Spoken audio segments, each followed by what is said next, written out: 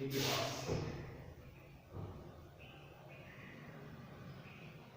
इतिहास का मतलब होता है इति प्लस हास। इति प्लस हास, इति यानी प्रणाम, हास यानी आने वाला, इति प्लस हास, इतिहास।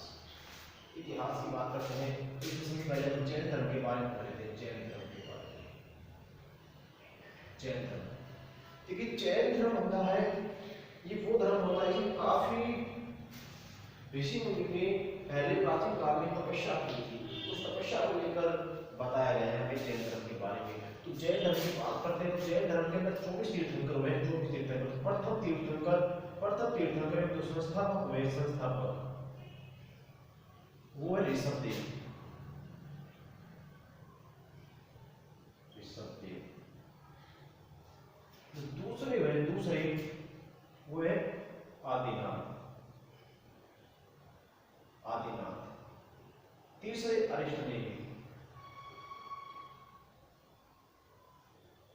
यहां से बात करते हैं आगे 23वें सॉरी यहां पर 22वें अरिष्टनेमि और यहां पर है 23वें तीर्थंकर पार्श्वनाथ। यहां से काफी बार एग्जाम में क्वेश्चन पूछा गया है, पार्श्वनाथ के द्वारा दी गई शिक्षा कौन सी थी? तो पार्श्वनाथ के द्वारा दी गई शिक्षा कौन सी थी? पहली शिक्षा थी चोरी न करना,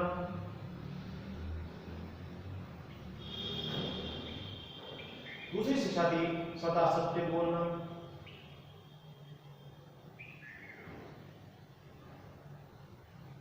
तीसरी शिक्षा थी अहिंसा न करना,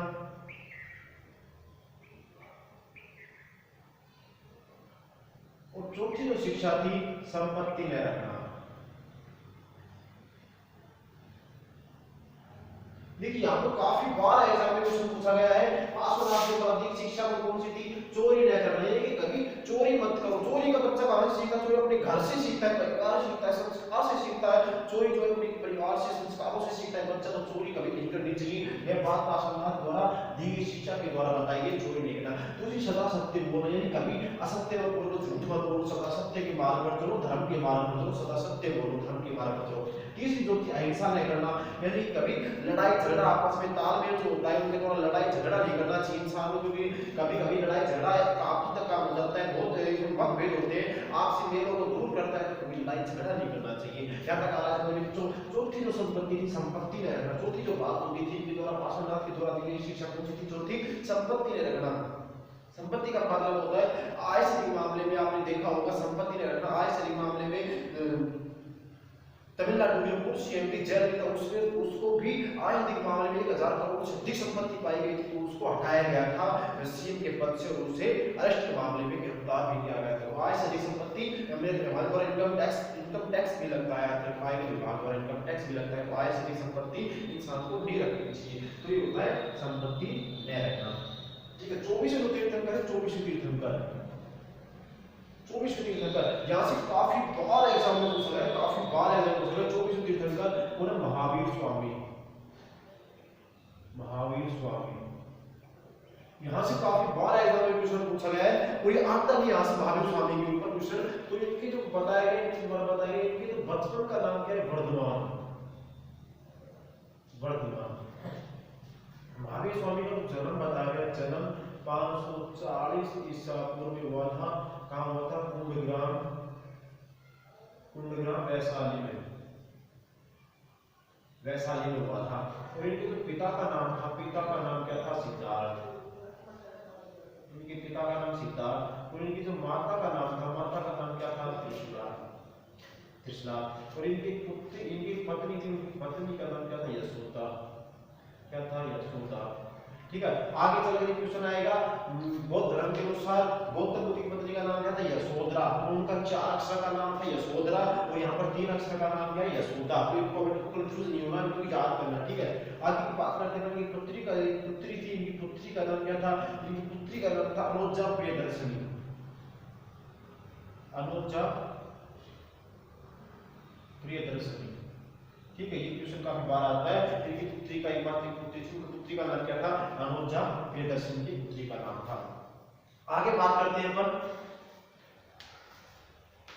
आगे बात करते हैं अपने इनके बारे में।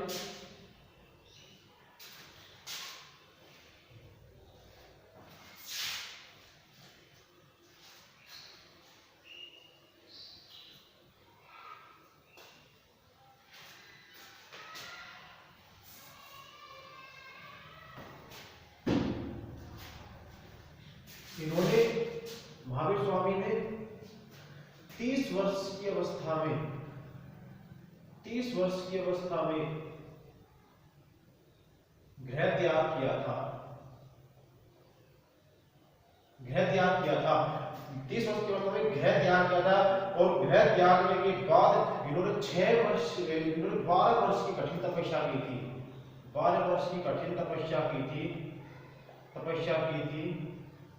और यहाँ से पूछा था 30 वर्ष की अवस्था में गृह त्याग किया था, क्यों किया था, किससे पूछ कर किया था? अपने बड़े भाई नंदीवर्धन की आज्ञा के अनुसार। बड़े भाई नंदीवर्धन से पूछकर, नंदीवर्धन की आज्ञा अनुसार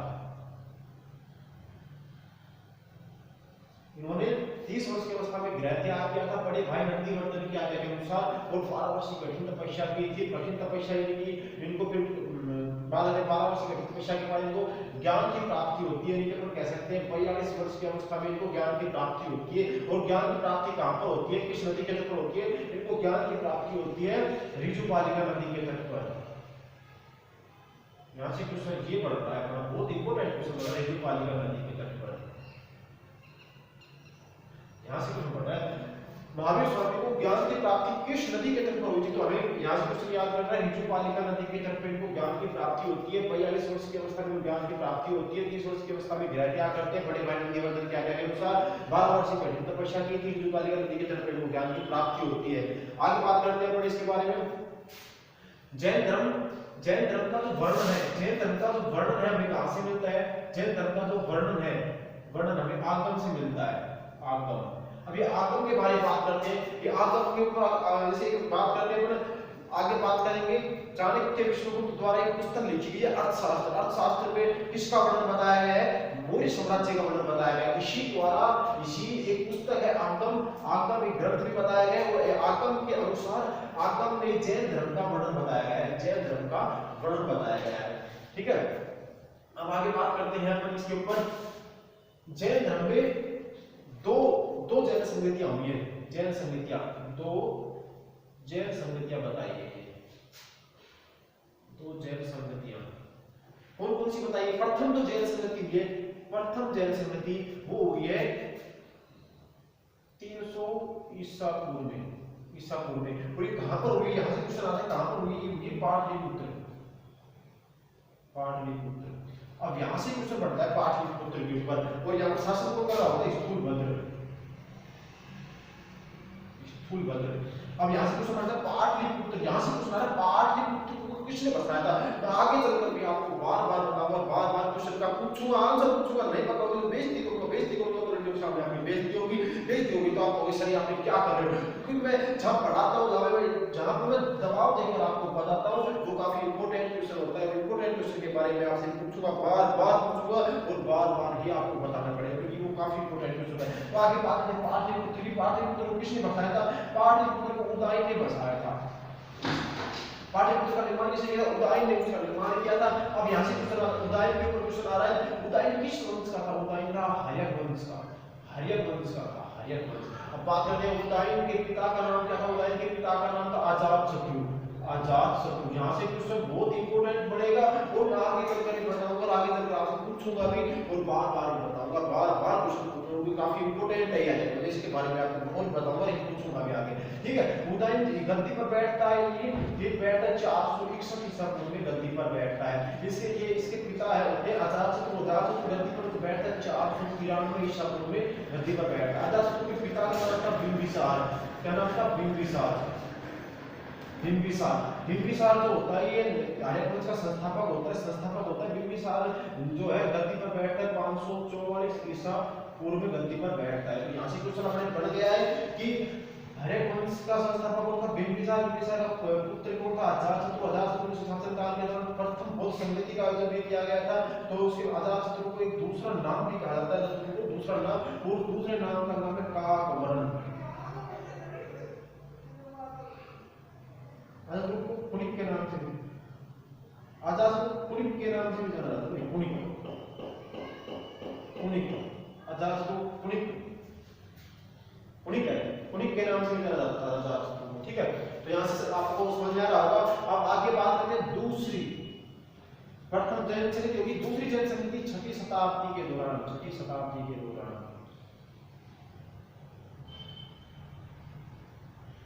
6वीं शताब्दी के दौरान हुई थी। होगी कहां पर हुई थी?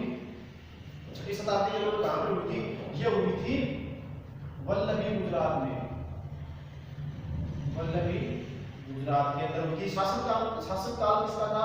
शासनकाल था क्षमाश्रवण का, क्षमाश्रवण, क्षमाश्रवण शासक होता है, वो शासन कर रहा होता है। ठीक है, यहां तक आपको समझ में आ रहा होगा। अब आगे बात करते हैं अपन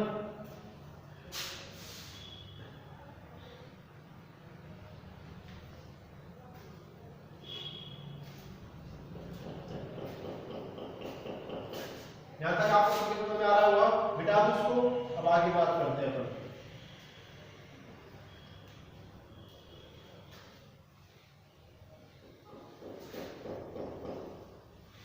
एक होता है इसमें महावीर स्वामी के दौरान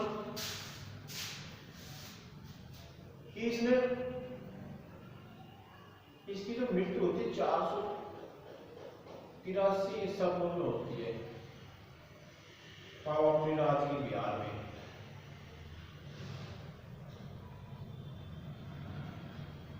ठीक है भाई,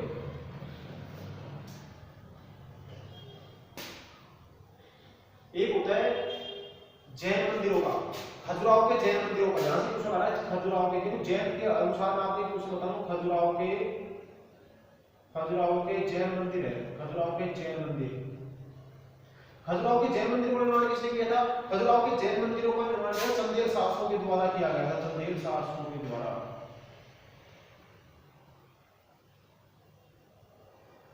चंदेल शासकों के द्वारा खजुराहो के जैन मंदिर का निर्माण किया गया। एक क्वेश्चन और आता है, मैं आपको बताता हूं, कर्नाटक में गोमतेश्वर की सबसे बड़ी मूर्ति स्वर्णबेलगोला में है, उसका निर्माण किसने किया था? उसका निर्माण भी चंदेल शासकों, उसका निर्माण किया गया था, उसका निर्माण जो किया गया था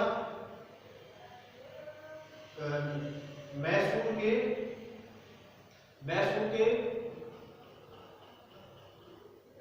के मंत्री चामुंड के प्रोत्साहन से, मैसूर के मंत्री चामुंड के प्रोत्साहन से किया गया था भाई। ठीक है, यहां तक आपको समझ में आ रहा होगा। किसी भाई बंधु के नहीं आ रहा होगा बता दो। मैसूर के गंगवंश के मंत्री हैं, मैसूर के गंगवंश के मंत्री चामुंड के प्रोत्साहन से इसका निर्माण किया गया था भाई। ठीक है, यहां तक आ रहा होगा सबके समझ में। हाँ, एक क्वेश्चन है, महावीर स्वामी जो थे किस वंश से संबंधित थे? तो महावीर स्वामी जो थे एक क्षत्रिय वंश से संबंधित थे, क्षत्रिय वंश से संबंधित थे। इन्होंने एक नारा दिया था, जियो और जीने दो का नारा इन्होंने दिया था। इन्होंने कौन सा नारा दिया था? जियो और जीने दो का नारा दिया था। ठीक है, एक बात है, जैन धर्म को अपनाने वाली प्रथम महिला कौन थी? चंपा। जैन धर्म को अपनाने वाली प्रथम महिला कौन थी? चंपा। एक क्वेश्चन और, जैन धर्म को दो भागों में बांटा गया था, जैन धर्म को दो भागों में बांटा गया था, एक था श्वेतांबर और एक था दिगंबर। श्वेतांबर का अर्थ होता है श्वेत वस्त्र धारण करने वाले, दिगंबर का अर्थ होता है नगर अवस्था में रहने वाले, श्वेतांबर और दिगंबर। ठीक है, जहां तक आ गया होगा सबके समझ में।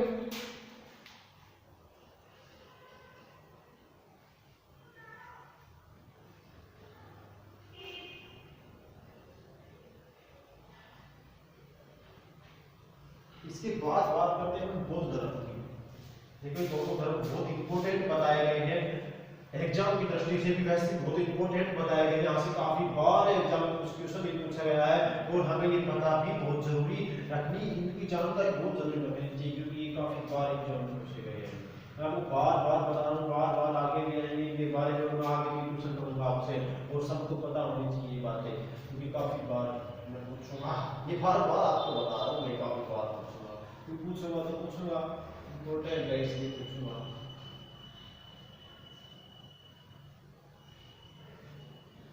ठीक है भाई।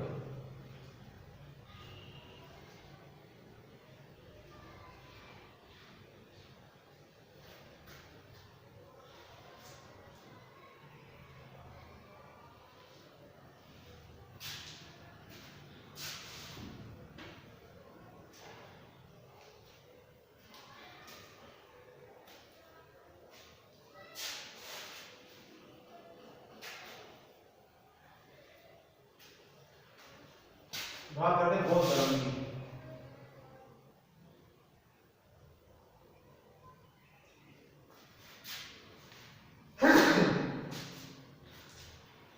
भाई इसमें इंक डाल दो, इंक डलवा के लेके आना।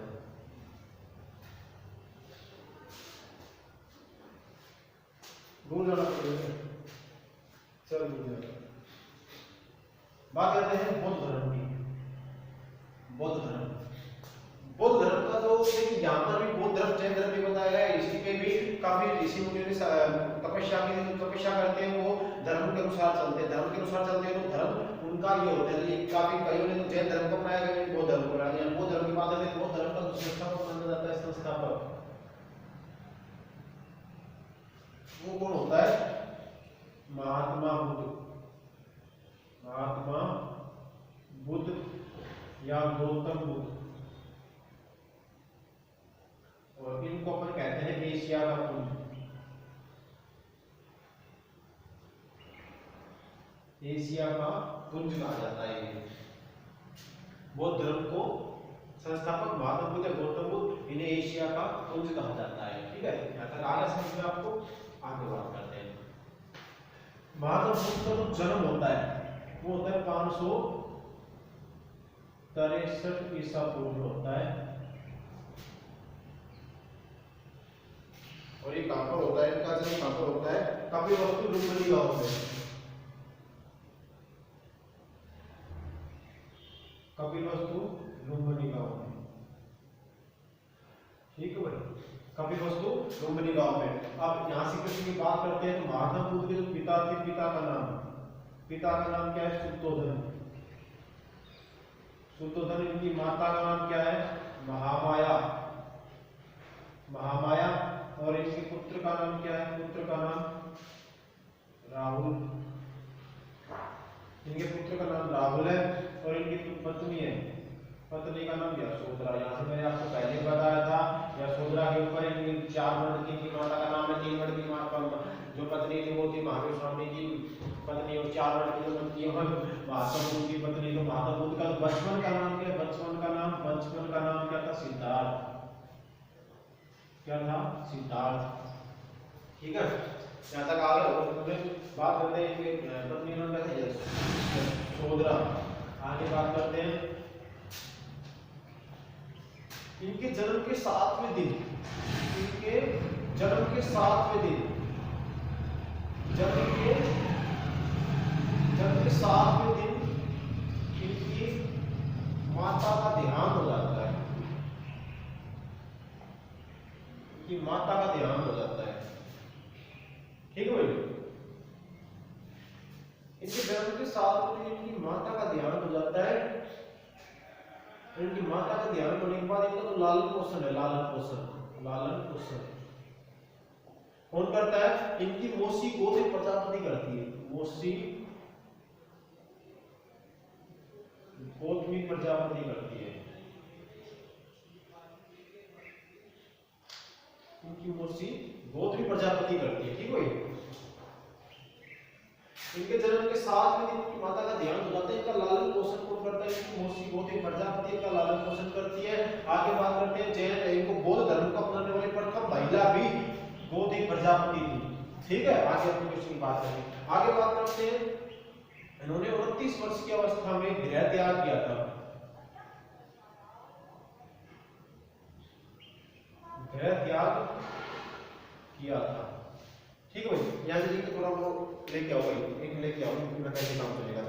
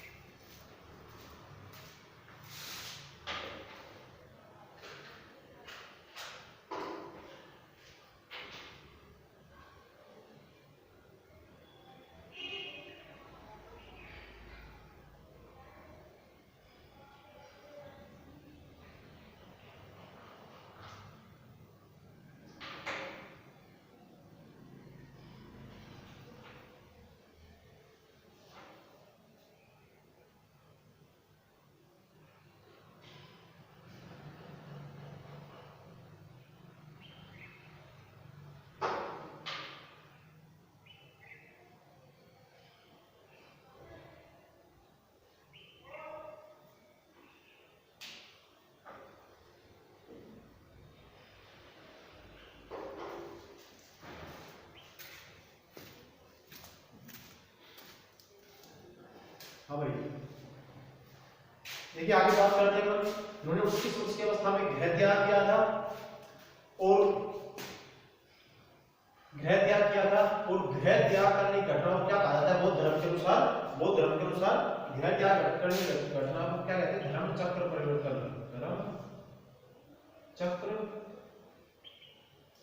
परिवर्तन कहा जाता है। गृह त्याग करने वाली घटना क्या कहा जाता है? धर्म चक्र परिवर्तन बौद्ध धर्म में धर्म चक्र परिवर्तन कहा जाता है। आगे बात करते हैं। उन्होंने 6 वर्ष की कठिन तपस्या की थी। 6 वर्ष की कठिन तपस्या की।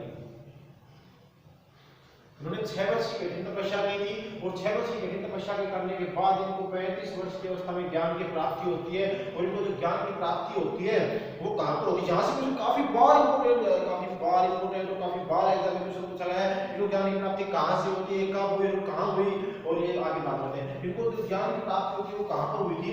वो हुई थी बोध गया स्थान पर। बोध गया स्थान पर हुई थी। ये कहां पर है? ये बिहार में पड़ता है बोध गया स्थान, ठीक है। और यहाँ से पूछा जाता है इनको ज्ञान की प्राप्ति किस नदी के तट पर हुई थी? इनको ज्ञान की प्राप्ति निरंजना नदी के तट पर हुई थी। निरंजना नदी के तट पर और महावीर स्वामी को जो ज्ञान की प्राप्ति होती है वो किस नदी के तट पर? वो होती है ऋजुपालिका नदी के तट पर। और महात्मा बुद्ध गौतम बुद्ध ईशा को ज्ञान की प्राप्ति कहां पर होती है? निरंजना नदी के तट पर ज्ञान की प्राप्ति होती है। यहाँ से क्वेश्चन देखो कंफ्यूज नहीं होना, इनको आपको समझना है, समझ के फिर हल करना है। आगे चलते आप इनको ज्ञान की प्राप्ति कब कहां और कैसे होती है? वैशाख पूर्णिमा के दिन। कब होती है? वैशाख पूर्णिमा के दिन। वैशाख पूर्णिमा के दिन। वैशाख पूर्णिमा के दिन इनको ज्ञान की प्राप्ति होती है। देखिए वैशाख पूर्णिमा के दिन इनको ज्ञान की प्राप्ति होती है। यहाँ से क्वेश्चन काफी बार एग्जाम में क्वेश्चन पूछा गया है। इनको ज्ञान की प्राप्ति होती है वैशाख पूर्णिमा के दिन इनको ज्ञान की प्राप्ति होती है। यहाँ से देखिए मैं आपको एक बार फिर आपको रिवाइज करवा देता हूँ। ये बात जो कि काफी इंपॉर्टेंट बताई गई है। वैशाख पूर्णिमा के दिन इनका जन्म बताया गया है। वैशाख पूर्णिमा के दिन इनको ज्ञान की प्राप्ति, वैशाख पूर्णिमा के दिन ही इनका निर्वाण यानी कि इनकी देहांत मृत्यु बताई गई है। निर्वाण बताया गया वैशाख पूर्णिमा के दिन। यहाँ तक आपको सब कुछ समझ में आ रहा होगा। आगे आ रहा होगा तो आपको आगे चलते हैं तो इनको जो है अब बात करते हैं बौद्ध धर्म को अपनाने वाली प्रथम महिला कौन थी? ये इनकी मौसी कौन थी? मौसी गौतमी प्रजापति, ठीक है भाई। यहाँ से क्वेश्चन काफी बार बताया गया है। बौद्ध धर्म को अपनाने वाली प्रथम महिला गौतमी प्रजापति और जैन धर्म को अपनाने वाली चंपा बताई गई, ठीक है। गौतमी प्रजापति। आगे बात करते हैं हम इसके बारे में।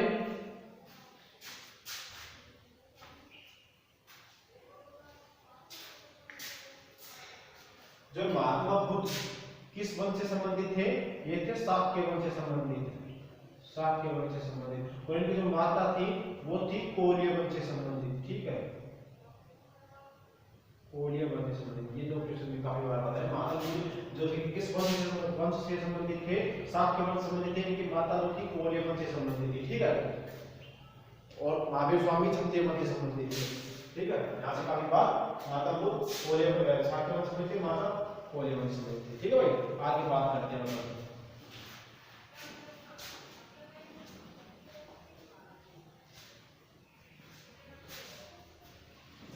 यहाँ तक आ रहा होगा सबके समझ में? किसी भाई बंधु के नहीं आ रहा होगा पूछ सकता है भाई, ऊपर हाथ कर दे।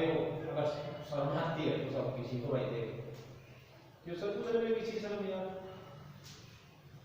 पूछ सकते हो आप किसी क्वेश्चन भी। पढ़ाई में कैसी अलग जगह हो यार।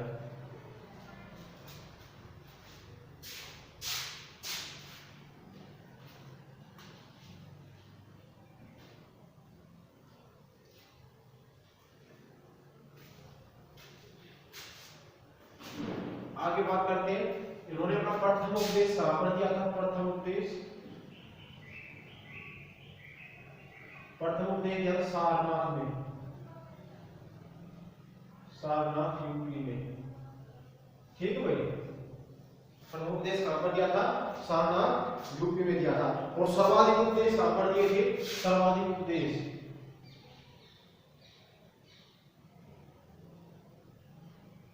कौशल की राजधानी त्रावस्ती में।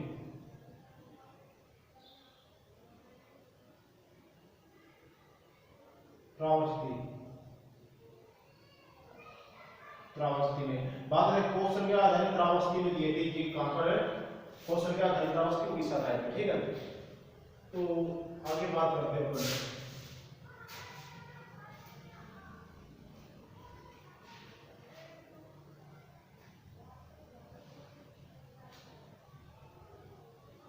बौद्ध धर्म का जो वर्णन है भारत से बाहर, बौद्ध धर्म का जो वर्णन है भारत से बाहर नेपाल और श्रीलंका में किया गया था। श्रीलंका में, नेपाल में तो महेंद्र ने किया था और श्रीलंका में संमित्रा ने किया था।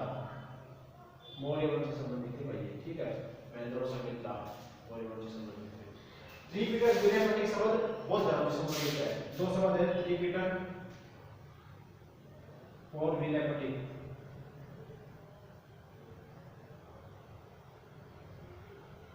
किसी समझते हैं, बौद्ध धर्म से संबंधित है, ठीक है, काफी बात तो समझ आया जरा। ठीक है, अब बात करते हैं कि जो भारत की जो मृत्यु होती है 483 ईसा पूर्व में होती है। ईसा पूर्व में कहाँ होती है? देवरिया उत्तर प्रदेश, देवरिया उत्तर प्रदेश। और इस घटना को इसका महापरिनिर्वाण कहा गया है। इस घटना को बौद्ध धर्म में महापरिनिर्वाण कहा गया, महापरिनिर्वाण। ठीक है, इस घटना को क्या कहा गया? महापरिनिर्वाण। 483 ईसा पूर्व में ठीक है, आगे बात करते हैं। तो मैं अब इस 5 मैं आपको संगतियां बताया हूं। बौद्ध धर्म के अनुसार 4 संगतियां, लेकिन आपको 5 संगति के बारे में बता रहा हूं क्योंकि ये काफी बहुत इंपॉर्टेंट बताई गई। जो बौद्ध धर्म के अनुसार 5 संगति के ऊपर काफी क्वेश्चन आ चुके हैं, तो इन क्वेश्चनों के बारे में हम बात कर लेते हैं क्योंकि ये पूछे जाते हैं। और यहीं से मैं आपसे क्वेश्चन पूछूंगा तो मैंने आपको बता चुका साइड से के अनुसार मैंने आपको क्वेश्चन बता। तो यहाँ पर बात करते हैं 5 बौद्ध संगतियां हुई है, 5 बौद्ध संगतियां, 5 बौद्ध संगतियां। संगतियां कहते हो या सभाएं कहते हो, ठीक है भाई। 5 बौद्ध संगतियां। प्रथम बौद्ध संगति की बात करते हैं। प्रथम बौद्ध संगति, प्रथम बौद्ध संगति की बात करते हैं, कब हुई थी, कहां हुई थी, कैसे हुई थी, किस कारण हुई थी, ये सब बात करेंगे। प्रथम बौद्ध संगति का आयोजन कब हुआ था? 483 ईसा पूर्व में हुआ था। 483 ईसा पूर्व में हुआ था। और इस समय शासन काल किसका चल रहा था? शासन काल चल रहा था अजातशत्रु का। कहां पर हुई थी? पहले ये देखो, ये हुई थी राजगृह में, राजगृह में। और राजगृह में शासन कौन कर रहा था? अजातशत्रु। अब यहां से बात करते हैं। पहले तो ये बताओ ईसा पूर्व का मतलब आप समझते हो क्या? ईसा पूर्व का मतलब, ईसा पूर्व देखिए मैं आपको एक बात बता दूं, शायद बहुत कम चीजें बताते हैं, मैं आपको बता रहा हूं। ईसा पूर्व का मतलब ये होता है कि यहाँ पे 0 ईस्वी और 0 ईस्वी से आगे चलेंगे, यानी कि अगर इस तरफ जाएंगे तो ये आएगा ईसा पूर्व और ये आएगा ईस्वी। ठीक है, एडी जो आपने पहले पढ़ा होगा कभी, वो बात कर रहे हैं। ठीक है, इस 0 ईस्वी के अंदर ईसा मसीह का जन्म हुआ था। ईसा मसीह का जन्म हुआ था भाई, ईसा मसीह का जन्म हुआ था। तो इससे पहले के जन्म को क्या कहते हैं? ईसा पूर्व। और इसके बाद के जन्म को कहते हैं ईस्वी कहा जाता है। जैसे कि हम बात करते हैं सिंधु घाटी सभ्यता और उससे प्राचीन सभ्यता, रामायण महाभारत और वेद वगैरह की जो बात करते हैं वो अपन ईस्वी ईसा पूर्व की बात करते हैं। और जो बाद की बात करते हैं कि वर्तमान आधुनिक, और जो बाद की बात करते हैं यहाँ पर ये दिल्ली सल्तनत काल, मौर्य वंश वगैरह जो है, इसकी बात करते हैं तो इसकी बात आएगी ईस्वी के दौरान। आधुनिक भारत वगैरह ईस्वी के दौरान, वर्तमान तक ईस्वी आएगा इसमें। ठीक है, तो जैसे कि एक महाभारत का युद्ध हुआ था। महाभारत के बारे में एक बार थोड़ा सा मैं यहाँ पर बता देता हूँ आपको। महाभारत, यहाँ पर महाभारत का युद्ध हुआ था। महाभारत का युद्ध बताते हैं, युद्ध कब हुआ था? 900 ईसा पूर्व के दौरान हुआ था। 900 ईसा पूर्व के दौरान। महाभारत का जो प्राचीन नाम था, प्राचीन नाम वो था जय संहिता। और जब जय संहिता उसका नाम था तो उसके अंदर कितने श्लोक थे? उसके अंदर 8400 श्लोक बताए गए थे, तो उसका नाम क्या था? जय संहिता। और बाद में उसमें 1 लाख श्लोक बताए गए थे, 1 लाख श्लोक जो संख्या हो गई तो उसका नाम क्या पड़ गया था, महाभारत। यानी बड़ा तो बड़ा, यानी कि महाभारत बड़ा श्लोक बड़े का महाभारत नाम पड़ गया था उसका। ठीक है, महाभारत के दौरान एक भगवान श्री कृष्ण ने अर्जुन को एक उपदेश दिया था भगवत गीता का। वो भगवत गीता का जो उपदेश दिया था, भगवत गीता का जो उपदेश दिया गया था, भगवत गीता का, वो कहां पर, किस स्थान पर दिया गया था, वो दिया गया था ज्योतिषर स्थान पर, ज्योतिषर तीर्थ स्थान पर। और ये कहां पर पड़ता है, कुरुक्षेत्र के दौरान, कुरुक्षेत्र में पड़ता है, हरियाणा में, कुरुक्षेत्र हरियाणा में पड़ता है। अब यहाँ पर बात करते हैं कुरुक्षेत्र हरियाणा में पड़ता है। महाभारत का युद्ध कितने दिन तक चला था, महाभारत का युद्ध 18 दिन तक चला था। ठीक है भाई, 18 दिन तक चला था, कुरुक्षेत्र हरियाणा में हुआ था। ठीक है, यहाँ तक मैंने आपको बता दिया। ठीक है, महाभारत के रचयिता महर्षि वेदव्यास जी थे, वेदव्यास जी थे, संकलन करता वेदव्यास जी। ठीक है, यहाँ तक आ रहा होगा समझ में। अब यहाँ पर आ जाते हैं ईसा पूर्व में। एक बात बताता हूँ आपको, बहुत इंपॉर्टेंट है। ईसा पूर्व में एक संवत चलाया गया था, राजा विक्रमादित्य के द्वारा एक संवत चलाया गया था। उस संवत का नाम काफी बार एग्जाम पूछा गया है। उस संवत का नाम जो है 57 ईसा पूर्व के दौरान, 57 ईसा पूर्व के दौरान एक संवत चलाया गया था। उस संवत का नाम है विक्रम संवत, विक्रम संवत। यहाँ से क्वेश्चन बताया गया है, विक्रम संवत चलाया गया था 57 ईसा पूर्व के दौरान। विक्रम संवत राजा विक्रमादित्य के द्वारा चलाया गया। राजा विक्रमादित्य कौन था, राजा भर्तृहरि के बड़े भाई राजा विक्रमादित्य होते थे। तो राजा भर्तृहरि के बारे में बताता हूं। राजा भर्तृहरि जो राजा विक्रमादित्य जो थे, ये उज्जैन के राजा थे। राजा विक्रमादित्य के जो छोटे भाई थे भर्तृहरि जी, जो वहां पर वर्तमान में भर्तृहरि जी का मेला भी लगता है अलवर में राजस्थान के दौरान। तो यहाँ पर राजा भर्तृहरि की जो गुफा माउंट आबू में राजा भर्तृहरि ने जो तपस्या की थी, वो यहाँ पर की थी अलवर में, पांडुपुल वगैरह जो श्लेषा वगैरह बनाते हैं उस स्थान पर की थी। ठीक है, अब बात आती है जो राजा विक्रमादित्य जो यहाँ पर जो राजा थे वो उज्जैन की थी। यहाँ पर उज्जैन की बात करते हैं। उज्जैन किस नदी के तट पर, उज्जैन क्षिप्रा नदी के तट पर है, क्षिप्रा नदी के तट पर बताया गया है। जहाँ पर उज्जैन से क्वेश्चन फिर मैं आपको बताता हूँ, क्योंकि यह क्वेश्चन आएंगे तो आपको बताऊंगा। अपने भारत के दौरान अपने महाकुंभ का आयोजन लगता है। महाकुंभ का आयोजन जो होता है भारत में 4 स्थानों पर होता है। महाकुंभ का आयोजन प्रति 4 वर्ष के दौरान होता है, एक स्थान पर 12 वर्ष के दौरान होता है, और प्रति 4 वर्ष के अंतराल के दौरान कुंभ का मेले का आयोजन होता है। कुंभ का मेले का आयोजन कहाँ पर होता है, या आपको बता दें, किसी को पता है इस बात है, किसी को पता है कुंभ का आयोजन कहाँ होता है? चलो मैं बताता हूँ। कुंभ का आयोजन भारत में उज्जैन, नासिक, प्रयाग, वर्तमान में इलाहाबाद, और एक और आता है, कौन सा आता है? उज्जैन, नासिक, प्रयाग, इलाहाबाद, उज्जैन, नासिक, प्रयाग, हरिद्वार। ठीक है, 4 स्थानों पर जो है कुंभ का आयोजन किया जाता है। यहाँ से पूछा था कुंभ का आयोजन किस शासनकाल, किस राजा के काल से प्रारंभ किया गया? कुंभ का आयोजन जो है भारत में राजा हर्षवर्धन के शासनकाल के दौरान प्रारंभ किया गया था। हर्षवर्धन के शासनकाल के दौरान भारत में कुंभ के मेले का आयोजन प्रारंभ किया गया था। यहाँ तक आपको सब समझ में आ रहा होगा। बात करते हैं वापस टॉपिक पर, यहाँ जाओ। 57 ईसा पूर्व में विक्रम संवत की स्थापना हुई थी। उसके बाद ये बात करते हैं ईस्वी के, तो ये 0 ईस्वी में ईसा मसीह का जन्म। ईसा मसीह का जन्म आपको बता दो, जो हम क्रिश्चियन होते हैं, क्रिश्चियन ऐसे मतलब ईसाइयों के क्रिश्चियन, एक क्रिश्चियन जो हुए थे, क्रिश्चियन को ईसाइयों के देवता माने जाते हैं। क्रिश्चियन ईसा मसीह उनके जो पिता माने जाते हैं, उनके जो पूजनीय माने जाते हैं, वो क्रिश्चियन होते हैं। और घड़ी के जो पेंडुलम की जो घड़ी है उसके आविष्कारक भी, पेंडुलम की जो घड़ी है उसके आविष्कारक भी लुएंस क्रिश्चियन को माना जाता है। ठीक है, यहाँ से क्वेश्चन मैं आपको मैं बता रहा हूँ, पेंडुलम की घड़ियों के आविष्कारक कौन है? लुएंस क्रिश्चियन को माना जाता है।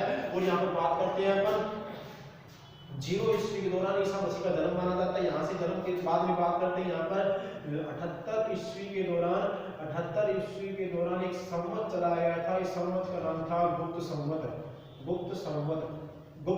आज बात करते हैं इसकी आगे बात करते हैं। 78 ईस्वी में गुप्त संवत की स्थापना हुई थी। किसके द्वारा की गई थी? ये कनिष्क के द्वारा की गई थी। राजा कनिष्क द्वारा, गुप्त वंश का राजा कनिष्क के द्वारा की गई थी। ठीक है, और आगे बात करें काफी संवत की बात करें, 622 के दौरान हिजरी संवत की स्थापना हुई थी। तो आगे और बात करते हैं 319 के अंदर एक संवत और चलाया गया था। 319 में एक संवत और चलाया गया। काफी संवत से बात करते हैं तो ऐसी काफी समझ यहाँ पर अपन वापस अपने टॉपिक पे आते हैं। तो ये ईसा पूर्व का मतलब समझ गए होगा। अब ईसा पूर्व मतलब यहाँ से आ गई तो ईस्वी, यहाँ से पहले की ईसा पूर्व, यहाँ से आ गई तो ईस्वी, तो ईसा पूर्व की बात पहले की बात बताई गई, ठीक है। यहाँ पर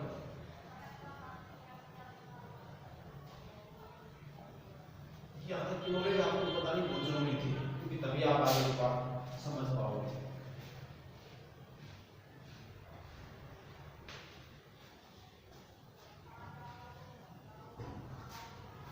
बात करते हैं क्या राजभैवी प्रथम बौद्ध संस्कृति का 483 ईसा पूर्व में हुआ था। और राजभैवी और यहाँ पर राजगृह की बात करते हैं। राजगृह 16 महाजनपद होते थे, 16 महाजनपद, 16 महाजनपद। प्राचीन काल में 16 महाजनपद होते थे, 16 महाजनपद। पूरे भारत खंड 16 महाजनपदों के अंदर बटा हुआ था। तो 16 महाजनपद में एक जनपद होता था मगध।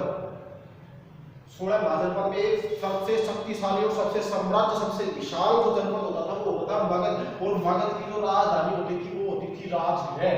समझ गए आप। 16 महाजनपदों में सबसे विशाल और सबसे शक्तिशाली महाजनपद कौन सा होता था? वो होता था मगध। और मगध की जो राजधानी होती थी वो होती थी राजगृह। और राजगृह पर जो शासन कर रहा होता है वो होता है अजातशत्रु। तो यानी कि प्रथम बौद्ध संस्कृति के दौरान राजगृह के अंदर शासन कौन कर रहा होता है? अजातशत्रु। यहाँ से आ रहा है समझ में। आगे बात करते हैं पर अजातशत्रु किस वंश का शासक था? क्या से कुछ रहा है? अजातशत्रु हर्यक वंश का था, हर्यक वंश का शासक था। अजातशत्रु हर्यक वंश का शासक था। अजातशत्रु ने अपने पिता बिंबिसार की हत्या की थी भाई। बिंबिसार की हत्या करके गद्दी पर बैठा था। गद्दी पर कब बैठा था? अजातशत्रु गद्दी पर बैठा था 493 ईसा पूर्व के दौरान गद्दी पर बैठा था। और बिंबिसार गद्दी पर बैठा था 544 ईसा पूर्व गद्दी पर बैठा। ठीक है, जैसे क्वेश्चन आ रहा है समझ में आ रहा है, सब क्या आ रहा है? आगे बात करते हैं अपन। यहाँ पर क्वेश्चन की बात करते हैं अपन, ठीक है। द्वितीय जो बौद्ध संस्कृति होती है, द्वितीय बौद्ध संस्कृति, द्वितीय बौद्ध संस्कृति ये तब होती है, इसका आयोजन होता है 383 ईसा पूर्व के दौरान। 383 ईसा पूर्व के दौरान द्वितीय बौद्ध संस्कृति का आयोजन ये कहाँ पर होती है? ये होती है वैशाली में। द्वितीय बौद्ध संस्कृति वैशाली में होती है। और यहाँ पर शासन काल किसका होता है? कालाशोक का। यहाँ पर कालाशोक शासन कर रहा होता है, ठीक है। यहाँ तक आ रहा है आप सबको समझ में। अब देखिए बात करते हैं अपन यहाँ पर द्वितीय बौद्ध संस्कृति 383 ईसा पूर्व में वैशाली में हुई थी। और वैशाली में शासन काल किसका होता है? कालाशोक का शासन काल होता है। और जब कालाशोक शासन काल कर रहा होता है तो उस समय कालाशोक को क्या कहा जाता है? काकवर्ण।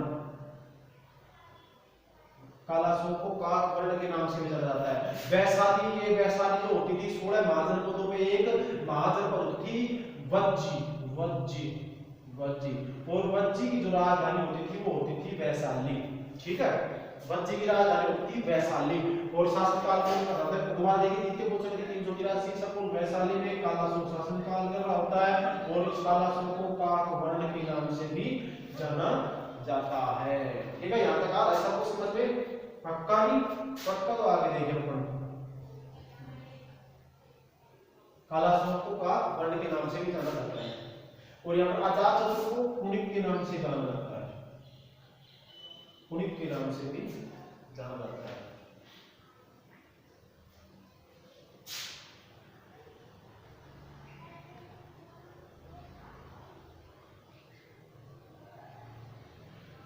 ठीक है। तृतीय बौद्ध संस्कृति की बात करते हैं। तृतीय बौद्ध संस्कृति, तृतीय बौद्ध संस्कृति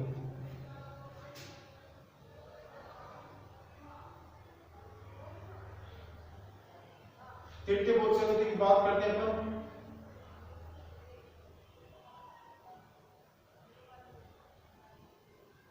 तृतीय बौद्ध संस्कृति हुई थी 255 ईसा पूर्व में।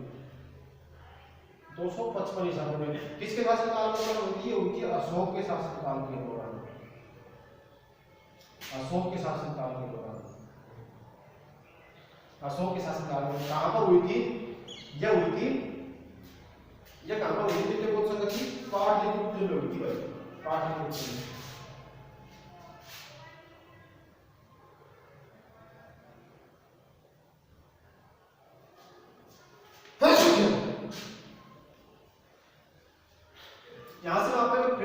मैंने आपको पहले बताया था, जैन धर्म के अनुसार बताया था प्रथम जैन संगति हुई थी पाटलिपुत्र में, तो यहाँ पर तृतीय बौद्ध संगति हुई है पाटलिपुत्र में। तो तृतीय बौद्ध संगति को किसने बताया, पाटलिपुत्र को किसने बताया था, पाटलिपुत्र को उदयन ने बसाया था। उदयन किस वंश का था, हयग्रीव वंश का था। उदयन गद्दी पर कब बैठा था, उदयन गद्दी पर 461 ईसा पूर्व बैठा था। उदयन अपने पिता अजातशत्रु की हत्या कर दी, अजातशत्रु गद्दी पर कब बैठा था, अजातशत्रु गद्दी पर बैठा था 493 ईसा पूर्व, अजातशत्रु गद्दी पर बैठा था। अजातशत्रु ने पिता बिंबिसार की हत्या कर दी, बिंबिसार गद्दी पर कब बैठा था, बिंबिसार गद्दी पर बैठा था 544 ईसा पूर्व में। तो यहां तक आपको सबके समझ में आ रहा होगा, अगर नहीं आ रहा तो आप ऐसे पूछ सकते हो, अगर फिर भी नहीं पूछोगे तो मैं पूछूंगा, कुछ बार-बार रिपीट करूंगा, बार-बार मुझसे पूछूंगा। पाटलिपुत्र का निर्माण किसने किया था, उदयन ने किया था। अब बात करते हैं पाटलिपुत्र के आगे चलने की बात करें, अशोक शासनकाल कर रहा होता है तृतीय बौद्ध संगति के दौरान। अशोक किस वंश का था, अशोक था मौर्य वंश, मौर्य वंश, मौर्य वंश, ठीक है भाई, मौर्य वंश से संबंधित था। आगे बात करते हैं तृतीय चतुर्थ बौद्ध संगति, चतुर्थ बौद्ध संगति, चतुर्थ बौद्ध संगति। चतुर्थ बौद्ध संगति का आयोजन कब होता है, चतुर्थ बौद्ध संगति का आयोजन प्रथम शताब्दी के दौरान। कब होता है, प्रथम शताब्दी, ईस्वी की प्रथम शताब्दी के दौरान। कब होता है, ईस्वी की प्रथम शताब्दी के दौरान, ईस्वी की प्रथम शताब्दी के दौरान, ईस्वी की प्रथम शताब्दी के दौरान चतुर्थ बौद्ध संगति का आयोजन होता है। ईस्वी की प्रथम शताब्दी, प्रथम शताब्दी का आयोजन हम क्या कह सकते हैं, प्रथम शताब्दी का मतलब होता है जी, यानी कि 0 से 100 ईस्वी के मध्य में, 0 से 100 ईस्वी के मध्य में प्रथम शताब्दी का आयोजन होता है, ठीक है, यहाँ पर बताया गया है, ठीक है, 0 से 100 ईस्वी के दौरान प्रथम बौद्ध संगति का आयोजन बताया गया है। और अब आगे बात करते हैं अपन यहाँ पर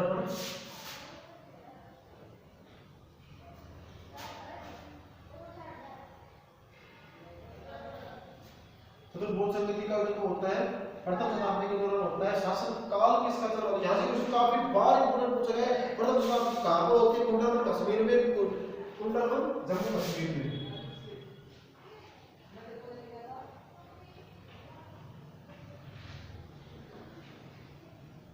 कुंडलवन जम्मू कश्मीर के दौरान प्रथम शताब्दी का आयोजन होता है। शासन काल किसका होता है प्रथम शताब्दी में, कनिष्क, कनिष्क किस वंश से था, कुषाण वंश से संबंधित था, कुषाण वंश से संबंधित था, ठीक है। यहाँ से काफी बार मैंने आपको बताया है, फिर बता रहा हूँ, कनिष्क ने एक संवत चलाया था, उस संवत का नाम क्या था, गुप्त संवत, गुप्त संवत, कुषाण, कुषाण वंश का था राजा कनिष्क, और इसने संवत चलाया था गुप्त संवत 78 ईस्वी के दौरान, 78 ईस्वी के दौरान, ठीक है। एक पांचवी जो बौद्ध संगति होती है, पांचवी बौद्ध संगति होती है 600 ईस्वी के दौरान होती है, 600 ईस्वी के दौरान, 600 ईस्वी के दौरान पांचवी बौद्ध संगति होती है। और पांचवी बौद्ध संगति 600 ईस्वी के दौरान कहां पर होती है, कन्नौज यूपी में होती है। कहां पर होती है, कन्नौज यूपी में, कन्नौज यूपी में होती है। कहां होती है, कन्नौज यूपी में। और शासनकाल किसका होता है, हर्षवर्धन का, हर्षवर्धन का, हर्षवर्धन को शिलादित्य के नाम से भी जाना जाता है। जहां तक मैंने आपको बताया, किसी को कोई प्रॉब्लम है यहां तक, अगर किसी को प्रॉब्लम है तो आप पूछ सकते हो मुझसे, क्योंकि यहां तक ये वाला टॉपिक भी काफी इंपॉर्टेंट बताया गया है। अगर यहां तक कोई प्रॉब्लम नहीं तो आगे चले, फिर अपन चले, अगर यहां तक किसी को पूछना है तो पूछो, फिर अगली क्लास में बात करते हैं अपन मगध राज्य की बात करते हैं। मगध उत्कर्ष, मगध पर किस वंश ने शासन किया था, किस किस वंश ने शासन किया था, वो बात करते हैं अपन फिर आगे। कोई प्रॉब्लम, चले फिर आगे, चलो फिर